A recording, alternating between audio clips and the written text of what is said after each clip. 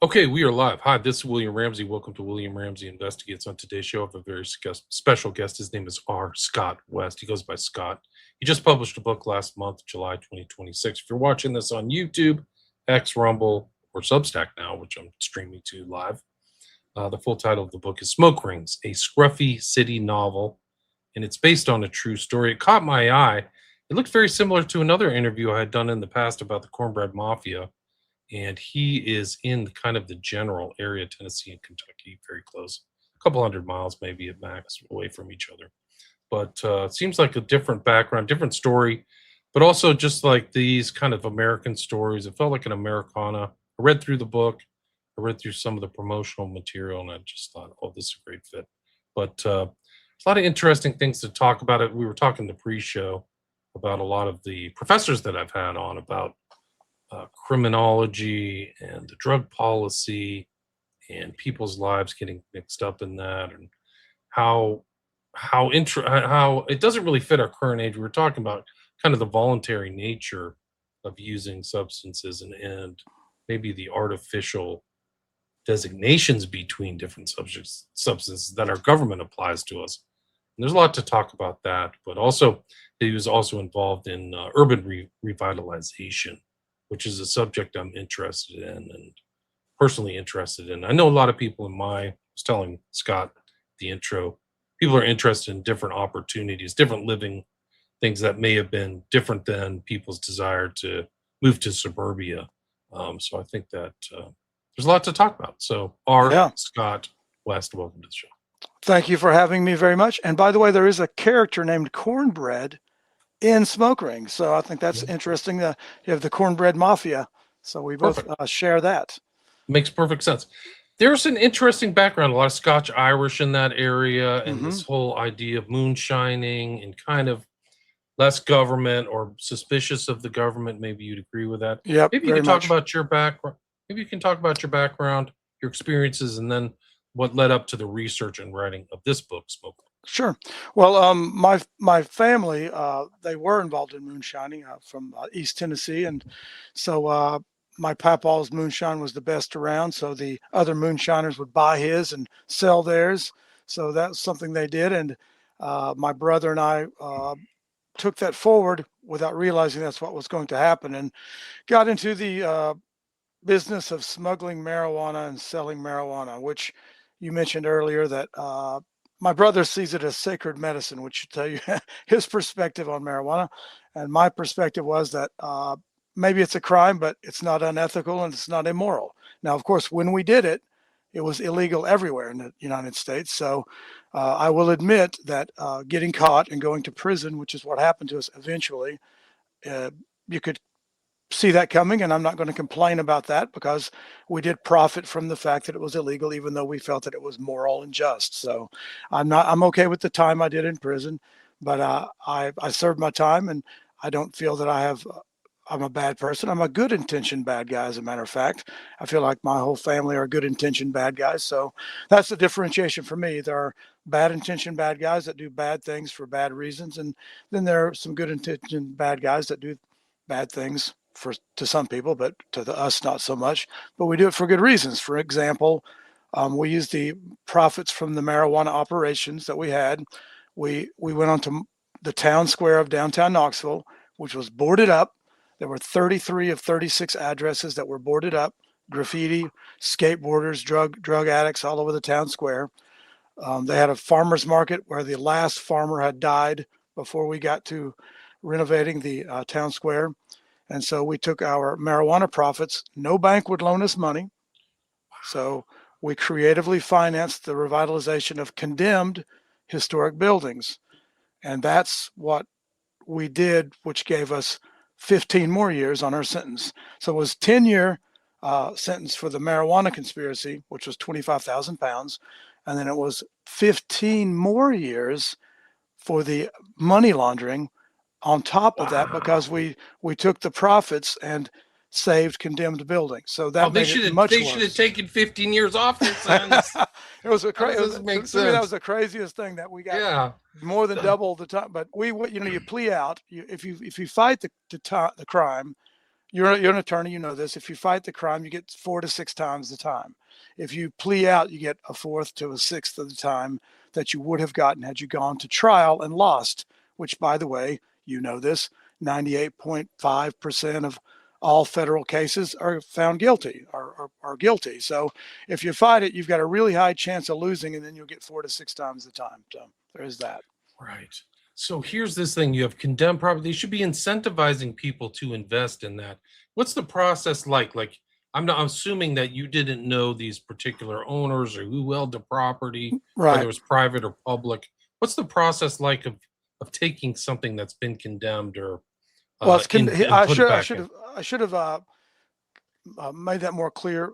They're condemned buildings, but because they're historic buildings, the city did not condemn them, but they're condemnable because like the roofs are gone. There's like funnels.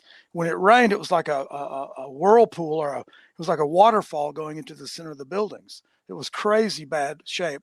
And the guy that owned the buildings, and this is in the book, Smoke Rings. The the old Turkish fellow is kind of fictionalized in the book, but there's an old Turkish guy that sold us the buildings. He owner financed them, so we were able to owner finance these buildings, which nobody else wanted. No bank would loan us money, as I said, and no business wanted to rent them. So because no one wanted to loan us money to revitalize them, we used the illicit profits from marijuana to fix up the buildings. That was part of the money. We had legal money too, which was sad because I had lots of family members that lost a lot, life savings and stuff, because they seized all the legal money and the illegal money. So they Wow. seized $8 million, but we had only laundered $2.1 million of marijuana profits. So it's a little bit sad how that works, but that's how crime works. They take the taxation is not 28% or 15% or 50%. It's 400%. They took 8 million for the 2 million in profits from marijuana. So that was an interesting aspect of it as well. But because no one would rent the spaces, we had to create these businesses. So we created Preservation Pub, which is also in Smoke Rings, the novel, because I wanted to promote the fact that this business actually exists. But Still there, Preservation, right? Yeah. that's right. And it sells lots of beer to lots of happy customers who support us before we got indicted, before we went to prison, during the time we were on adventure sabbatical. I call going to prison adventure sabbatical. And after we got out, people still supported the business. So the all those beers went towards supporting us. The business then took the money. The reason it's called Preservation Pub is because we used the profits to fix historic buildings. Preservation Pub. So that's why it has that name. And then when we got back out, got right back on the horse and rebuilt all the things we'd lost. They seized all of our assets. So when we got out of prison, I had nothing. But here's an interesting aspect of the crime. The buildings only have value if the tenant pays rent, generally speaking. So the tenant is Preservation Pub and Scruffy City Hall and these other businesses that we own. So when we get indicted for the drug crime, the marijuana conspiracy, the plea deal that I had was that my family had to sign contracts to keep the businesses open because the businesses allow the government to sell the buildings at auction for what they were worth. If they had seized the businesses and closed them down, then the buildings would have lost the value because most of the buildings were condemned boarded up on Market Square. So that is a very unusual plea bargain in that we had to keep the businesses open, but my family had to So own the them, not government's a me. very shrewd landowner too, then, huh? Right. Like Well, they actually, do. that happened because I'll tell you how that happened. I get busted. I'm worried about the This is businesses. 20 years ago, right? Yes, About it's 20 years ago. 2006. I should tell you that I released this book, to Smoke Rings. I released it on July 16, 2026. I got busted on July 16, 2006. So the book came out on the 20th anniversary of the big bust. So I should tell you that part. But the Perfect reason timing. that the government did that is because I was worried about the businesses and my family. So I did an interview like this after I got busted. My attorney said I've never had anyone do that ever in all the years of my being a defense attorney, and don't do it again. He called me on Sunday morning and said, "You're on the cover of the newspaper, above the fold." Back when newspapers, it really mattered. He said, the federal prosecutor called me this morning, and he said, "You tell that SOB I'm going to bury him." So he was very upset, and he said, "You're not the good guy. I'm the good guy. You're the bad guy. And I thought, I didn't say this, but I thought, we'll see about that.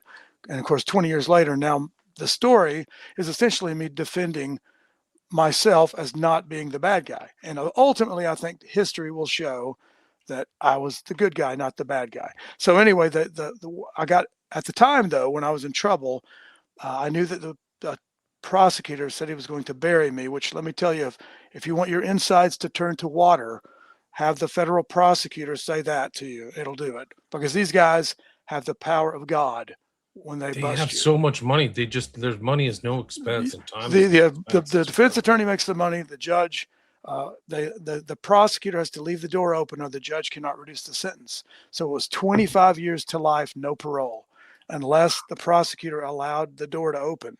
So the prosecutor, I see him and I say, I know you're mad at me. He said, yeah, and I said, I want you to understand why I did what I did, and I explained that what I just told you to him. And he went, huh, okay. So that's when they made it part of the plea deal to keep the businesses open so that the buildings would have more value at auction. So that was actually my idea. No, so did they eventually auction them and then you had to buy them back? Is that what happened? Yep, they auctioned the buildings off in 2007. I didn't get out till 2011. Then I set about, I didn't buy the buildings that were seized when we went to prison. I actually met another. I always try to talk to older folks, and I get them to owner finance to me. They trust me. They should, because I've never balked on any debt I've ever had. Even when I went to prison, there was no one that said that guy screwed me over. The government said, you got to go to prison, but no one else said that I screwed him over. So I got out, did an owner financing deal on another building, got them to sell me that building, and then started rebuilding again. And so ultimately I bought back all the buildings. Wow, good for But you. here's what's important to understand about what we did and how it was important to downtown Knoxville. I call it Scruffy City only in my book because while I was in prison, I'm like, I'm gonna coin this Scruffy City. I'm gonna make it be like the Big Apple for New York City. When I get out, Knoxville is going to refer to Knoxville as Scruffy City. I'm going to say keep Knoxville Scruffy. Keep Knoxville Scruffy is like keep Austin weird. It means support local stuff. So Scruffy becomes not a good word. It becomes not a bad word. It becomes a good word. The reason it was called Scruffy City historically is because when we had the 1982 World's Fair, and there was a writer for the Wall Street Journal who said Knoxville is a scruffy little city on the Tennessee River. It's never going to succeed with a World's Fair. So we succeeded, had a successful World's Fair, so it became a historical anecdote. So I wanted to pull that back into modern times in an entrepreneurial way. So I federally trademarked it and all that kind of stuff, not so that I could profit, but so that another big corporation or someone could not trademark it. Anyone local that wants to use Scruffy City, I let them. I don't say anything. So there's all kinds of businesses now that use the word Scruffy City, and we use it as well. But the idea being that Scruffy City is just another way of saying Knoxville, but to me, it means support local stuff. So Right, so that's it's taken on the city's taken on its own kind of nickname, yeah, like Stumptown for Portland, or that's something right, like that. exactly. So you did individual contracts between yourself and the property owner. Yeah. So did you structure those over a certain amount of time? Like, I'm going to pay you this, almost like paying a rent piece for the value over it's same 10 as or a normal 15 years? mortgage. Yeah, normal Yeah. mortgage. You basically you try to get a better. What I generally do is I try to give them what they want, and then I try to get the time I need to control the cash flows so that I can get what I want. So generally speaking, it's a good deal for both of us. So yeah, owner financing is like going to a bank except without the upfront cost, and those kind of bank charges. You avoid those. And with Knoxville, I mean, I feel like at least in my sensibility, Kentucky and Tennessee are on a kind of resurgence of Yeah, popularity. People are moving there. People are moving like crazy. Yeah. Okay. So Especially it's gone from your neck crazy. of the woods, California. They're I really can't blame them. They moving got to from get. I'm trying to get out of here too, man. I Well, don't come know where I'm going on. to go. I want to go I know, somewhere you where can somebody will come accept here. me. I don't even want to tell them I'm from California. I'm too Yeah. embarrassed. Um, Yeah, come to the Knoxville. You'll but love it. well, I got to check it out. Um, I'll buy the the beer. but If you come to well, that's Knoxville, I got important. the place that has the beer. I'll buy the beer. Okay, I'll look you up. I'll send you an email. Okay. But the cities around there, kind of like even in Appalachia or those things, they didn't stay stable. They went up and down, so to speak. Like they were. Well, the nature of times. downtowns, the highway system, the interstate. First the cars, in the interstates. Then people moved away from the downtowns into the suburbs, and then the downtowns fell into disrepair. And then in Knoxville, on top of that, over 50% of the loans, this is an interesting Default. story. Over no, it's a weirder story than that. This is a Lost Tales of Scruffy City new history story for you. The Butcher Brothers paid for or created, got the money to put together the 1982 World's Fair. The Butcher Brothers. They owned the banks downtown. They were busted for bank fraud the day after the World's Fair ended, and they had over 50% of the loans in downtown were from their banks. So 20 years later, we were just recovering. We were just recovering from that. So a big part of why it was all boarded up on Market Square was because of the way the downtown fell apart once the Butcher Brothers went to prison for their own bank fraud, which is similar because I have my brother in my conspiracy, and they had their brothers in their conspiracy. Wow. So when was the kind of nadir? When did you think Knoxville bottomed out? Was it the 80s or 90s? 90s? So that was it. Yeah. People had moved away, and that's when my wife Bernadette grew up in Germany, so she understood that in Europe, all the town squares are the center of the heartbeat of every town. So she lived here, and she's thought, why is this downtown dead? It should be the heartbeat of not only this area, it should be the whole region. So she's the smart one. And in the book, there's a character named Clementine that's based off of her, who has all the brains. And then the two bumbling brothers with the rollicking exploits are myself and my brother, who, we did all the drug smuggling to give the money to the girl who has the brains and does the downtown revitalization. That's actually my wife.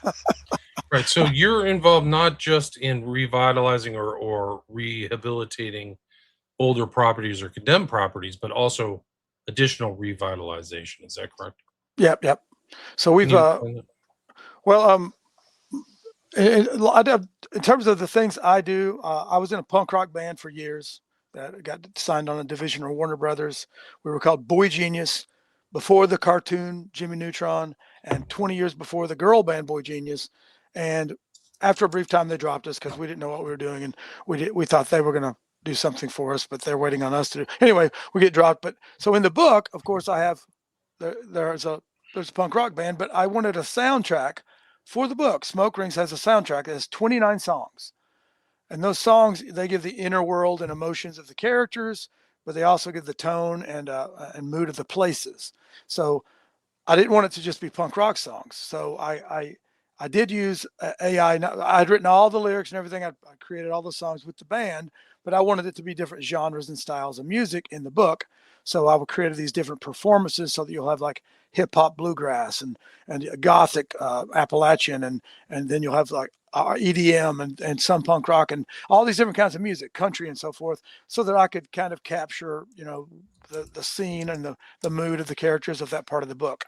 So I still book about thousands of bands a year because we have 3 stages. We have Preservation Pub and Scruffy City Hall and Luniverse and Bernadette's Crystal Gardens. And these places all have live DJs and bands. So I still do that. That's creative. And I know that being in a band, people typically only practice if they've got a reason, which means they got a show or they got a recording they want to do. So by us providing 1,000 shows a year to bands practice and bands are created, because UT, the university here, has 42,000 students. It's one of the biggest universities in the country. So those students, a lot of them are in bands, and a lot of them wouldn't practice if they didn't have a show. So we provide an outlet for that music, which is kind of a creative, cool thing as well. It's that's kind one of the things. Gels them into like getting ready for performances. Yeah.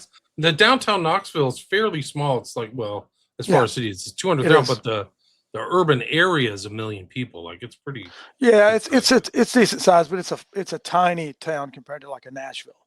Right. Although there's an argument that country music started in Knoxville, but we won't go into that today. But we have a very vibrant music scene. Part of it's because we have the big university. And we also have, Oak Ridge is here, Manhattan Project, nuclear bomb, all those kinds of things, hydrogen bomb. That's a big part of that was right here, too. That's Oak Ridge National Labs, which had the highest per capita of PhDs in the world at one point. So that's interesting as well, I think. That is interesting. Is it still maintained and preserved and like as a historical monument, much like Oak Ridge, Los Alamos? no, it's still they got the fastest supercomputer in the world. It's still in operation, still doing all those things it did.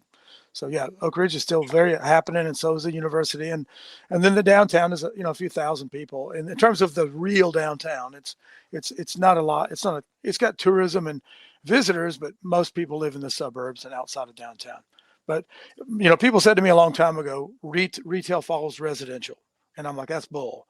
First, you have the cool bars and the cool restaurants and the cool coffee shops. Then people want to live in a downtown. Then after they move downtown, then they say, where's the shoe store, right? But they don't ask for the shoe store or the office supplies until they're already living there. So the first thing is the cool bar. So that's why we started on Market Square with the bars and the cafes and the restaurants. And we've done, one time I thought I was this genius of business. Like I always succeed. And because I'd read 4 out of 5 businesses fail, right? And then I look it up, and I had opened about 40 businesses, and 4 out of 5 failed in 5 years. So I was the same as everybody else. The only difference is the Rocky mentality, right? You got to get up one more time, then you get knocked down. That's the only difference in success and failure that I can see is persistence. Persistence, so, right? Same thing. You get busted, went to prison. So people love you get up on a pedestal. People love to knock you off of that pedestal down in the muck, but then they love to help you back up and help you climb back up the mountain. So we came back to the same place. We were in downtown Knoxville when we got busted. The town square, came back to the town square, and we could never have done what we did if we did not have the support of the community. If we were really villains, then Knoxville would not have supported us as we rebuilt in the same place doing the same things. So we were built up, got knocked down, and built back up even bigger than we did the first time. So now we're thriving in the same place doing the same things. And I guess we're a little bit notorious, maybe folk hero status. I prefer folk hero to notorious, but we're pretty well known around here for good deeds, not bad. So. Right. So kind of a little bit of Robin Hood, maybe. I mean, the thing is that we're talking to pre-show. Were your clientele, was it in Tennessee area, or did you multiple states? Okay, Yeah, so Atlanta, North Carolina, Tennessee, so Georgia, North Carolina, Tennessee. We were bringing things across from the Rio Grande for at one point, and through Arizona and Flagstaff and so forth, and we'd bring it across the country, 2,000 pounds, sometimes 1,000 pounds at a time. We had drivers with names like Bigfoot and stuff. So, wow. So it was my brother had all these burner phones out and everything, but he had an underground, in North Carolina, he had a stash house that beneath the ground he had put a culvert, and there was you'd go into the garage, you'd hit a breaker, and then you go out in the backyard, you take a tire iron, you put it in the hole in a shed that was bent like this. It's all junk in the shed. You put the tire iron in a hole, you'd pull the tire iron, and the whole floor would lift up, and you'd go down underground into this culvert where he stored all the weed. So gotcha. It was a pretty cool operation, but the problem was that my brother was so proud that he showed it off to people. And one of the guys we showed it off to was one of our best friends, but he wore a wire, and he was wearing a wire, and told the feds everything. And so they perfectly disguised things like the underground storage. This guy then showed the feds. So it didn't do any good if he tells them. So, but we had some pretty cool things going with the operation. Why did you decide to write a book about it, or a novel about it? Well, I think a big part of it is, Winston Churchill, after World War II, there were a lot of people that didn't like him. And so there was an interviewer that said to him, "Do you think history will be kind to you?" And he said, "Oh, yes, I intend to write it." That's why. So my reasoning is no one cares more about my legacy or my history than me. So I didn't want to, and I didn't want, it's not like a aggrandizing kind of book. It's a lot of mistakes. I have a lot of stupid things that they do and so forth. It's supposed to be a fun book. Usually when you have a book that involves drugs, you've either got cartel guys, they should line them up against the wall and shoot them all with a machine gun, right? They're so evil. Or, oh, look at that train spotting toilet. This guy's such a bad addict. He's in this bathroom and his life's gone down the toilet. So I feel so sorry for that drug addict, right? There's your two types of drug stories generally. So it's not Hunter S. Thompson, who's a little bit more maybe cynical than me, but it's that rollicking adventure story that's not, it's like Dukes of Hazzard and Bonnie and Clyde, combined in Appalachia or something. So you have a moonshiner's son who falls in love with a rich girl she wants to revitalize a boarded up tumbleweed downtown. So the moonshiner's son smuggles skunkweed to help revitalize the tumbleweed downtown. That's the idea of the book. So it's a love story in Appalachia, but it's also like a Southern Gothic humorous crime novel. That's what it is. And do you feel that Knoxville is on the way to full revitalization? It is there. Okay, yeah, it's there. Yeah. So the tax dollars are generating and money. What's going to happen? Because that's the whole part. That's the component of revitalization that's really important. Well, when we started, they called me Pollyanna. I'd go to the city council meetings, and Pollyanna was overly optimistic. Everything's going to be okay. So they thought I was very silly because I said the town square is going to have all these twinkly lights overhead. There's going to be an ice skating rink. The farmers market's going to come back. Of course, all that's happened. And all the things I described have been exponentially beyond that now. So downtown Knoxville is booming. You have billions of dollars coming into downtown in terms of development, people moving in here from everywhere. A lot of people, locals, are very unhappy about that. You know how that goes. Like if you live here and you don't want development, you're unhappy. But we're at a point now where it's not a secret. So people, instead of going to Nashville, which is a big city now, they're going to come to Knoxville because it's even better. You get 4 seasons here. It's an amazing climate. The people are super friendly and they're not faking it. So the quality of life is very high. The cost of living is very low in comparison to places like California. So secret's out. It's booming already, but it's going to continue moving. Chattanooga. It's not static though. You're either building or it's declining. Would you agree with that? Yeah. We were declining for a long time. And, I'm not saying that we're not responsible for downtown's revitalization because that happened 100 years ago, right? So in the 1850s it happened, and then it maybe probably petered off. And then in 1910 it happened again, and it was booming in the 1950s. And then the suburbs happened, and it went away again. And then now in the 2020s it's booming again. So, it's like everything else. People get credit for things that maybe they didn't do it. They were on the wave. They rode the wave, and they were smart enough to get the surfboard on that wave and ride it versus paddling against it, right? So I'd say that's a big part of it. We saw it maybe before a lot of people, like my wife being from Europe. She knew that what we had here when other people didn't. So that kind of thing. She had the vision. I mean, you can see that during Christmas time and in Europe, all those. Oh, I'll give you an example of the value we created. I meant to say this earlier. Preservation Pub, the building that Preservation Pub was in. We bought that building for about $160,000. So let's say $200,000. When we got out of prison, when we had to buy these buildings back, those buildings each cost $2 to $3 million. So the value of the buildings went up 10 to 20 times, and the tenant was the same, Preservation Pub, but the building increased in value 10 to 20 times. That was the only tenant in that time was us.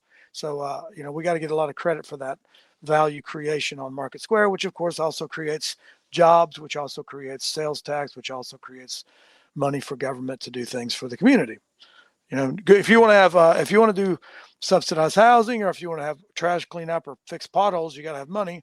And that money comes from businesses hiring people and collecting sales tax from customers. That's how that happens. So we were, the building you're showing there on the screen now, that building was the ugliest building on Market Square when we acquired it. That was the one we got first when we got out of prison.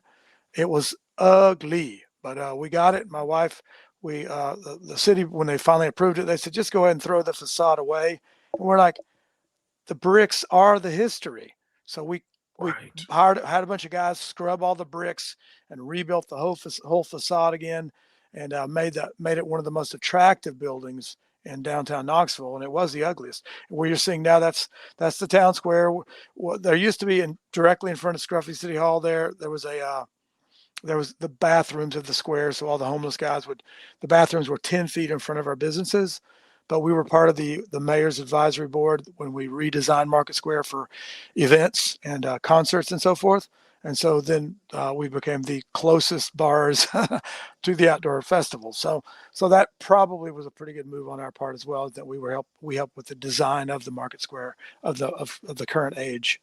Do you feel like the civic planners and City Hall are interested in this revitalization, because I don't think that's the case here in LA. It's Yeah. the opposite.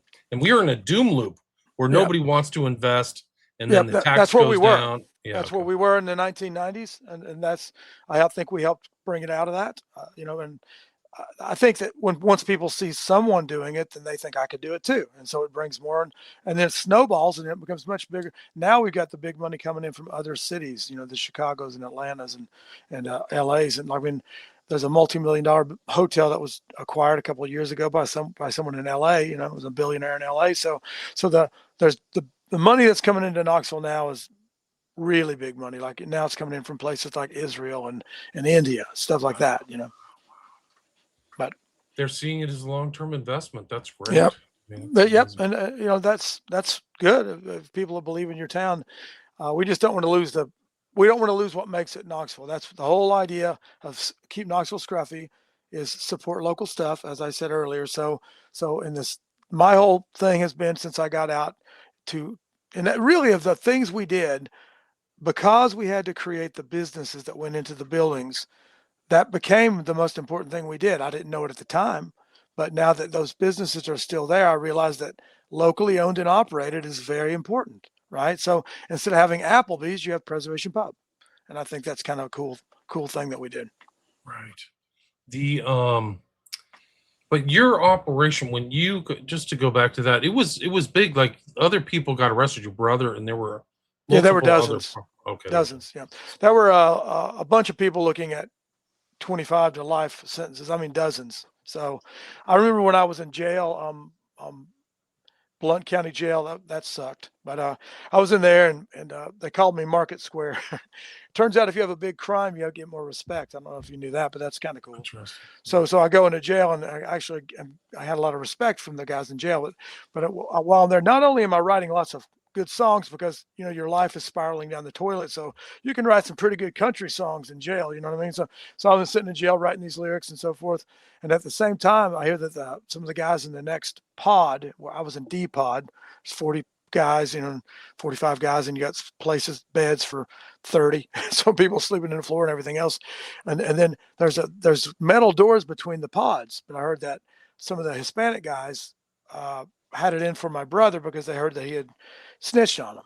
So I had to sit down through the metal door explaining to them that it was actually a friend of mine named Chris that had snitched, not my brother, because I don't know if anything bad would have come of that, but I certainly didn't want something bad to come of it. So I wanted them to know that when things went down, what happens is if a guy wears a wire in a conspiracy and he's in on the inside, by the time they bring everyone in, the coffins are already all but nailed shut.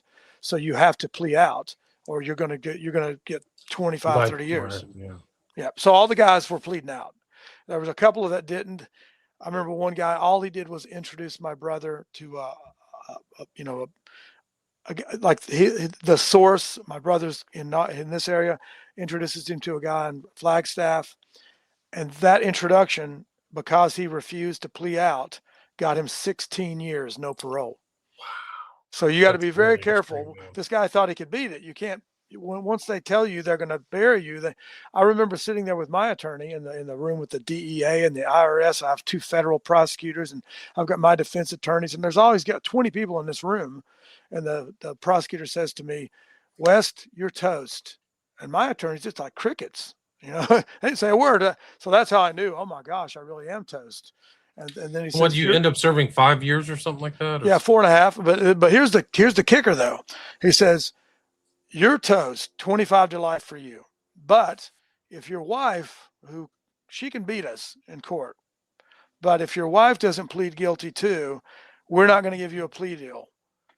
So my wife's like, "Well, I guess I'll plead." And I'm going to tell you something, 90% of all spouses would not have done that. So she's pretty heroic because she basically pled out.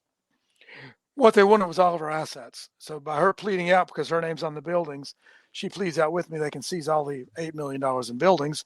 So that's why they wanted her guilty as well. So she pled out as well. And the other thing they said they were going to do was a superseding indictment, which I'm sure you're familiar with those. I'm like, sure. How can they do that? And they said, we're going to take your 65, 70-year-old parents and we're going to put them in prison too. if you don't, if we're going to indict them and your dad, how do you feel about your dad with arthritis and your mother-in-law sleeping in jail, waiting to face their charges if you don't plead out? So my wife and I had to face that as well. So they make it very difficult to fight. So it was very easy to plead guilty. What was your opinion of the criminal justice system once you were in there and now that you're out? Like, how did it change your perspective? Um, I didn't really think about it. I was probably pretty bitter at the time, but you have to in life. You've got to live on. So you don't want to be an embittered person. So I forced myself to become more and more positive. So I didn't lose that 4.5 years. I used it. I wrote 4 books in there. I got in shape. I was I read a lot, read all the time and stuff. So I didn't lose the time. So I didn't see it as a negative. And it also resets. You can't drink. So I have 4.5 years to get healthy. So it was to me, it was a reset. It was a big reset. Did you serve in Tennessee? I was in Blount County Jail, which was the worst part of my sentence. My brother was in jail for 3 years. By the time he got to prison, he was like a fish belly. Here's the thing you need to know about jail. Those of you that don't know, it's the lights are on 24/7, right? They don't turn it's fluorescent lights. The light didn't go off. There's no sunshine, so you don't get to. One sec. So you don't. I don't know where Blount County Jail is. That's it's right next to Knoxville. Right next. Okay, sorry, I don't. It's in the foothills of the Great Smoky Mountains. So we're in the foothills of the Great Smoky Mountains. Gotcha. So in Blount County Jail, it's a little. Here's a good way to grasp what it's like in Blount County. I go in. This was during the time when Michael Vick got busted for fighting dogs. Okay. All the black guys that I knew, all the black guys in my pod fought dogs. They all fought pit bulls. They fought them. All the white guys in my pod fought roosters. So that was like, and I'm sitting in there and I'm like, how did I wind up here? I don't belong here. I'm like, I don't belong here because all these guys are repeat offenders, and stuff. And I'm in there with the biggest crime of the whole thing. Everybody else is in there for other, but it was just wild because you're 24/7, can't go outside. You never go outside, so you never get sunlight. You get 3 meals a day. The meals are oatmeal for breakfast every morning. Lunch is always peanut butter or really loose bologna, like a potted meat bologna sandwich or peanut butter. And then dinner is beans and applesauce because they have to give you fruit. So every meal is the same every single day the whole time you're there. So by the time my brother got to the prison where I was, he'd been in jail for 3 years. And so he was like a fish belly. Literally, he was that white. It's crazy. Wow. So they let you serve together in the same jail, huh? Not in the jail.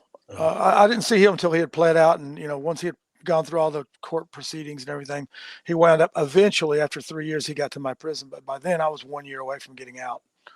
Gotcha. So my deadlift was pretty good by that point. I bet. Interesting. I mean, it's quite a ride. I mean, to revitalize and then be back. I mean, I'm glad you're back out and doing all that stuff. This is your website right here. It's rscottwest.com, correct? Yeah. Scruffy City is I see as us, so scruffycity.com is our website for our businesses. Okay. But if you don't live in Knoxville, Tennessee, you're not going to go see a band on Friday night or find out what the drink special on Tuesday is. Then I thought I need a website that's not connected to us as entrepreneurs. So I created rscottwest.com. So the R I added essentially, it is my first name, Ronald, but I added the R so that I could separate the writer from the entrepreneur. So rscottwest.com is the author and scruffycity.com is the businesses. And if you're in Knoxville. Gotcha. Right. So this is the other website. So this is your kind of business website. That's Preservation Pub. That's what it looks like. And so it's a hopping little pub that, is always busy and fun. And it's one of the few smoking bars left in America. You can smoke inside, but they've just outlawed that in downtown Knoxville as of this January 1st. Now, I'm not saying it helps our business, but I'm a big believer in personal freedom, that people should be able to do what they want to their own body, whatever that is. If you want to jump out of a plane, that's you're entitled to that, or skateboard or drink a beer or whatever it is. I just think that. So on the same thing with smoking, I think if a person wants to smoke and they want to go in a bar that's 21 plus adults, I think they should be able to do that, even though it's not good for my business, because a lot of people don't like that anymore. So I kind of was against outlawing that in buildings just because, as you know, in 1938 it made marijuana illegal. Well, if everybody's smoking weed and there's all these hashish bars and all your jazz musicians and jazz bars are smoking hash and marijuana, then when you make it illegal, you create millions of criminals that were not criminals yesterday. So the same thing now. If you make nicotine illegal tomorrow, then all the people that are smoking cigarettes today, which by the way, you're 50 times more likely to smoke if you don't have a college degree than if you have one. So a PhD is very unlikely to smoke. So if you make a tax, which is, think about the cigarette taxes in New York or whatever, California, you're taxing the poor, right? And then if you make it illegal to smoke because you're virtue signaling or whatever you want, maybe you think you're doing good for these people that want to smoke. But if you're a night guard all night and you want to stay awake, it's kind of helpful to be able to smoke to stay awake. But if you make that illegal today, then that guy, you made him a criminal tomorrow, which I disagree with that. So that's a problem I have with most crimes throughout history, is that they're not crimes 100 years from now. They weren't crimes 100 years ago. They're a crime for a brief time in the ocean of time that is humanity. So. Agreed, but there's so many other options than to put him through the criminal justice system. Yeah. It's a real expense. Like, you're spending so much money for a crime that somebody. But it costs the taxpayer. When I was in prison, it cost the taxpayer over $50,000 a year. So now think about this. I'm a very productive person. I generate taxes. You put me in prison, not only do you pay $50,000 to $100,000 a year to keep me there, but you also lose whatever I would have paid in taxes if I was out. Now, I'm not saying some people shouldn't be in prison. I'm not one of those folks. If a person is a danger to other people, which I know some people would argue, well, a drug dealer is, but nobody. I don't want to go down that rabbit hole. Marijuana is the lowest on the spectrum, man. Yeah, I don't want to go down the rabbit hole. Cigarettes and alcohol are worse. I don't want to go down the rabbit hole saying, because obviously, why are those late night TV commercials saying, "Tell your doctor you want all these drugs"? If the doctor's really big deciding. Pharma's way worse. Holy smokes! Yeah. So anyway, without going down that rabbit hole, I think there's way worse drugs than the one I went to prison for. Well, how about this idea? If you really were doing something wrong, why not keep you out of jail and make you like some kind of remunerative thing? Like, you got to pay back for your crimes against society $500,000, or just some other option, right? They do that too. Okay, they do that too. Yeah. Okay, well, I'm just saying, you for like, both. Yeah. There's other ways than like putting people in jail. I don't. No, here's what I learned about being in jail, because I'm in jail and I had all these ideas like, why don't they make it where if you don't have a high school degree, because most crime is committed, lower the education, are more likely to be crime, right? So I'm like, why don't they say if you don't have your high school degree, if you get it, we'll cut your time in half. Then if you get a bachelor's degree, you have to pay it back. So let's say you borrowed $10,000 to get a bachelor's degree, then they cut that in half, right? And then if you get a master's degree, then they cut that. So they basically keep cutting the time down. But then here's the kicker. Then if you get out, if you don't pay back your loan, so now you're not making taxpayers pay for your education, but if you don't pay back your education, then you go back to prison and do your full time. So. But here's what they're incentivizing the lack of recidivism by doing something. Because like people don't understand. So the incentives don't make sense. Almost everybody gets out, and then they're going to be your next door neighbor, right? So, do you want them to be a criminal, or do you want them to not be a criminal when they get out? But the human psyche wants criminals to be punished. By that I mean they want to think you're suffering. I mean, if they had their way, they would like to think you're being, nailed to a cross or, burned at the stake. They want to think you're really hurting. That's where it comes from. Penitence. You're supposed to.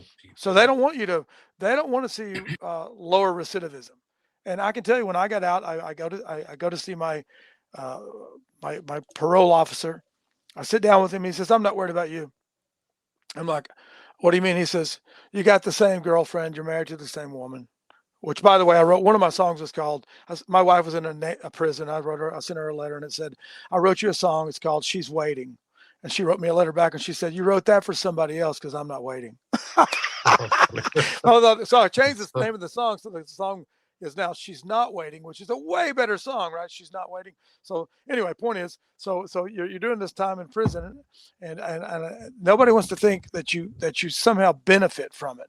They just want to think you suffer. So that's something about the psyche of people. They just can't deal with the idea that you could be helped. Being helped is not something they want. which is Yeah, weird. no, it's weird. It's unusual because if you get helped, the larger societal benefits are really there. They're Yeah. evident, just like you said. So And I'm not saying it's everybody can be helped. There's probably like I thought about this a long time ago too. Is like probably like 5% of the population. Like if you said to me, you have to hire them for your businesses, I would tell you I will pay you for them to stay home because it will cost me more money than I will pay them. right. There's like 5% of people that just have no value in the workplace. I'm not denying that. And there are probably a certain percentage, it's higher in prison, I'm sure, but there's a certain percentage of people that you can't fix, but they're not going to get a college degree. Don't worry about it. Right. They're just not going to be They're not part of going to do that. it. Yeah. So the Just people that want to improve themselves are not the people that they group it all together. The people that people are worried about aren't going to get out early. The people that are the real problems aren't going to do that. So there's no way to get around it. No, it's not going to change. I just don't see it right. happening. Scott, it's great to talk with you. Congrats Thanks, on the sir. book. Your website again is rscottwest.com and then Scruffy City. I'll put links to both that. There's the book cover again. Is there And anything you'd like to it's add or only anything I missed? 400 pages. It's such an easy read. No, but it's got Okay. a soundtrack. So if you don't like to read, I give you a free soundtrack, so you can just listen to the songs. You don't even have to read. You don't even have to learn to read. You can just listen. Where can you listen to the songs? Because I didn't see an audio You can book on actually that. go to R. Scott West. I have it at rscottwest.com. There's Gotcha. actually a soundtrack, so you can There's go the there. soundtrack in- There's a trick for your listeners. I If you don't saw want to the buy the lyrics. book, you can just go to the website and listen for free. That's fine. It has really good reviews. You have great reviews, 4.5 on Amazon. So people That cost me a fortune too. No, I'm just kidding. I hope not. And the best way to contact you is through your website, right? Yeah, if you are booking at scruffycity.com, BOOKING at SCRUFFYCITY.com. That's fine. Or you can find me on Facebook or Instagram. I don't care. I don't have not enough people bothering me for me to worry about that. So feel free Right, so to you got contact. 29 songs there, so Yep. people can listen along. That's to the 3 story. albums, 3 Wow. EPs. Yeah, so Nice, that's great. Scott, thanks so much for your time. Really appreciate it. Again, the guest is R. Scott West, and I his really new appreciate book. you. Thank you. Thank you. New book is Smoke Rings, a Scruffy City novel, and based on a true story. Thanks so much for your time. Thank Really you, appreciate listeners. Thank you. I hope you guys have a great week, great weekend, great year, great life. We'll talk to you soon, I hope. it. Yeah, amen. Best wishes. Stay there. Stay there. Stay there. Okay. Stay there.